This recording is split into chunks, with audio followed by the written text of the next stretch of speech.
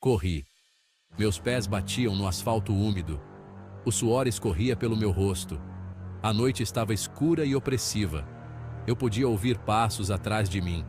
Eles estavam se aproximando. Meu coração disparou, ameaçando explodir no meu peito. Eu tinha que continuar me movendo. Eu tinha que escapar. As ruas estavam estranhamente vazias. Só eu e meu perseguidor. Os postes de luz piscavam, lançando longas sombras. Corri entre eles, desesperado por cobertura, mas não havia lugar para se esconder. Os passos ficaram mais altos, mais insistentes, mais ameaçadores. A mente de Carlos corria. Como ele foi parar aqui? Tudo começou com um sussurro, um nome: Igor. Desde então sua vida havia se tornado um pesadelo. Ele não conseguia dormir, não conseguia comer. E agora, ele não conseguia parar de correr.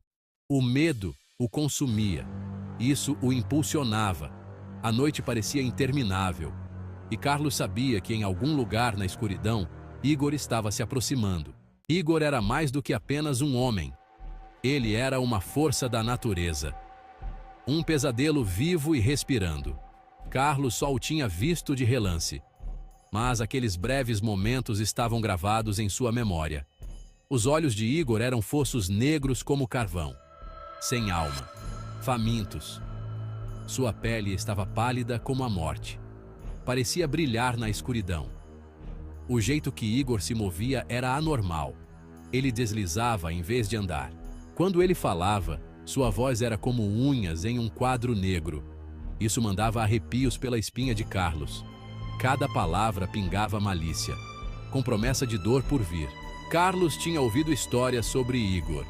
Contos sussurrados de horror e desespero.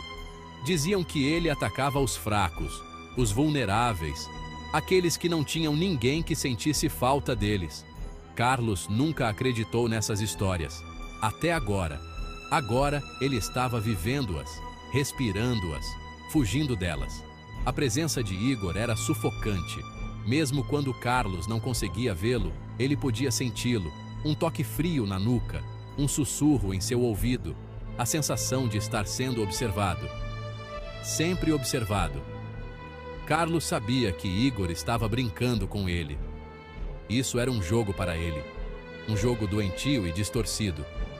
E Carlos estava perdendo. A cidade parecia mudar enquanto Carlos corria. Os prédios pareciam maiores. As sombras ficaram mais profundas. Cada beco se tornou uma boca escancarada, pronta para engoli-lo inteiro. Os pulmões de Carlos queimavam a cada respiração. Mas ele não podia parar. Parar significava a morte. Sussurros, risos, gritos. A realidade estava turva nas bordas. A linha entre o pesadelo e o mundo real se tornou tênue. Mas quando ele se virava para olhar, não havia nada lá. O medo era uma coisa viva dentro dele.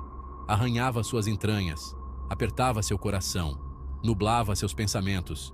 Cada sombra representava uma ameaça. A própria cidade parecia estar conspirando contra ele. Ele estava preso em um pesadelo sem fim à vista. Seção 4. Uma perseguição de parar o coração. Minhas pernas estavam pesadas como chumbo. Meus pulmões estavam em chamas. Mas ainda assim, eu corri. Eu tinha que fazer isso. Eu podia ouvir a respiração de Igor agora. Áspera, ansiosa, faminta. Estava mais perto do que nunca. Eu me forcei a ir mais rápido. Além do que eu pensava ser possível, meu corpo gritava em protesto. Mas o medo me impulsionava. A perseguição os levou para os arredores da cidade, para uma antiga fábrica abandonada.